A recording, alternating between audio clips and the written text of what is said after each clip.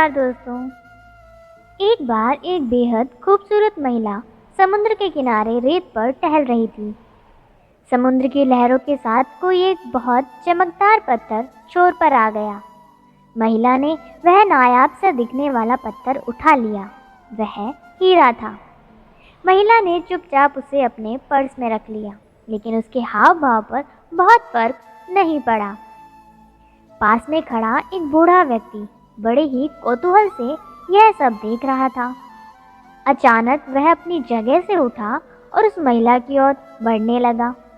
महिला के पास जाकर उस बूढ़े व्यक्ति ने उसके सामने हाथ फैलाए और बोला, मैंने पिछले 4 दिनों से कुछ भी नहीं खाया है। क्या तुम मेरी मदद कर सकती हो?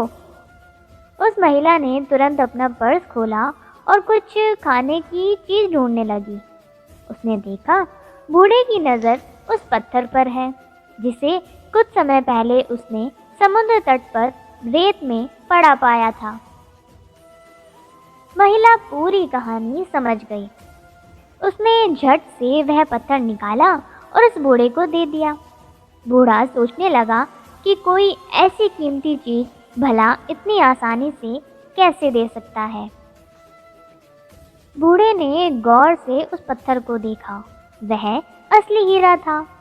बूढ़ा सोच में पड़ गया। इतने में औरत पलटकर वापस अपने रास्ते पर आगे बढ़ चुकी थी। बूढ़ा गया और बूढ़े ने उस औरत से पूछा, क्या तुम जानती हो यह एक बेशकीमती हीरा है? महिला ने जवाब देते हुए कहा, जी हाँ, मुझे यकीन है कि यह हीरा ही है, लेकिन मेरी खुशी इस हीरे में नहीं, मेरे भीतर है। समुद्र की लहरों की तरह ही दौलत और शोहरत आती जाती रहती है। अगर अपनी खुशी इनसे जोड़ोगे तो कभी खुश नहीं रह सकते। बूढ़े व्यक्ति ने हीरा उस महिला को वापस कर दिया और कहा, यह हीरा तुम रखो और मुझे इससे कई गुना ज़्यादा कीमती वह भाव दे दो जिसकी वजह से तुमने इतनी आसानी से यह हीरा मुझे दे दिया। शिक्षा। दुनिया के जितने भी सामान हैं, हमें उनमें अपनी खुशियों को ना ढूंढते हुए अपने भीतर में खुशी तलाशनी चाहिए, क्योंकि खुशी बाहर के सामानों में नहीं, खुशी हमारे स्वयं के भीतर है। वही हमारे कीमती भाव है। क्या पाया क्या खोया। एक वृद्ध व्यक्ति बहुत परेशान था, कारण बीमारी से ग्रस्त था। वो बैठा कुछ सोच रहा था, तभी बहू की आवाज़ आई, बैठे रहते हैं दिन भर, बस बैठे बैठे खाते रहते हैं। वृद्ध व्यक्ति सुनकर रोने लगा और याद करने लगा उस पल को जब बचपन में खेल कर बिताया और जवानी में मस्त होकर जीवन जिया।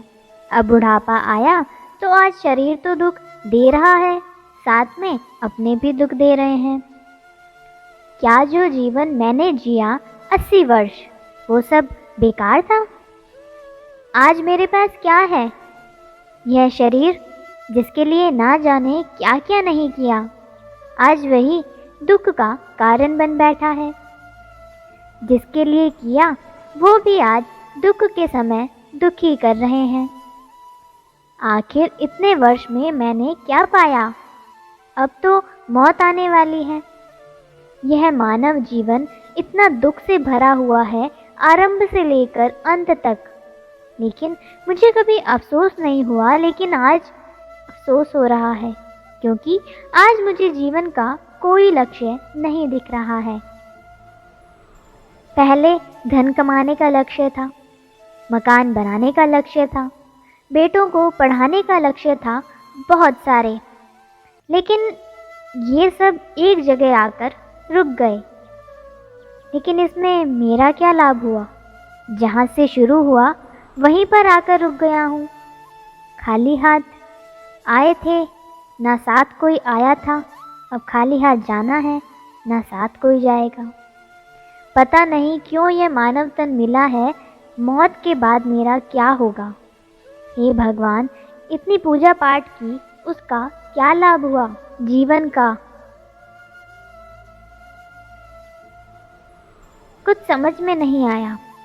क्या पाया, क्या खोया? जीवन की सत्यता हर बार हमारे दरवाजे पर दस्तक देती है, कभी किसी को मौत दिखाकर तो कभी दुख के द्वारा। लेकिन हम सभी संसार में इतने व्यस्त हो जाते हैं कि कभी जानने का मौका नहीं मिलता। मानव जीवन बहुत भाग्य से मिलता है सभी को, चाहे आपका परिवार हो या हमारा। बस कुछ समय के लिए सभी मेहमान हैं। अगर अपने से और अपने परिवार से, अपने समाज से प्रेम करते हैं तो उस सत्यता को स्वयं जानें और समाज को भी बताएं, क्योंकि ना जाने कब वो घड़ी आ जाए जब अपने भी छूट जाएं और संसार भी छूट जाएगा। इसलिए भक्ति कीजिए हरि और गुरु की। जीवन का वास्तविक लक्ष्य मिल जाएगा और हासिल भी हो जाएगा। राधे राधे।